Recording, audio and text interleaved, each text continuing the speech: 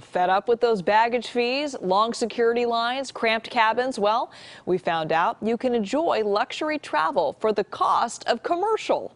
Only on 5 tonight, Julie Watts reveals what may just be the Bay Area's best kept air travel secret. All the perks of a private jet. It's the only way to fly. Easy, quick, no stress. You don't have to wait for TSA or go through security. Oh my God! A stark contrast to the commercial airline horror stories we become so accustomed to. Stay out of sight. But if you think the luxury alternative is out of your price range, Actually, they were only $79 per person one way. If you book ahead, sometimes you get better deals than Southwest. they're talking about JetSuiteX, a startup airline boasting all the convenience and luxury of flying private at a near commercial price. Tickets range from $79 to $350 each way, depending on route and how far in advance you book. But even with a slight premium, passengers say the public charter pays off. Beverages are included, there's no extra cost for anything. In addition to complimentary snacks and cocktails, bags fly free, and so do pets. There's free parking just steps from the tarmac, but the biggest bonus for most? You get here 5 minutes before your flight. You just give them your ID because you're all pre-checked. So even if I'm late, I'm still on time here. Passengers call it one of the best kept secrets in air travel. I just discovered it through an 18-year-old. It was on Instagram. We tell people all the time and they're like, what? The Rousens say they fly JetSuiteX out of Concord 3 times a month. Do you ever fly commercial? Only if I have to.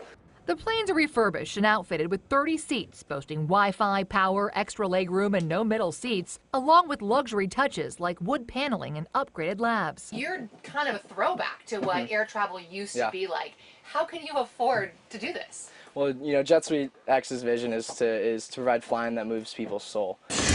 And from a modeling perspective, we want to price accordingly so that it's affordable and that everything is inclusive.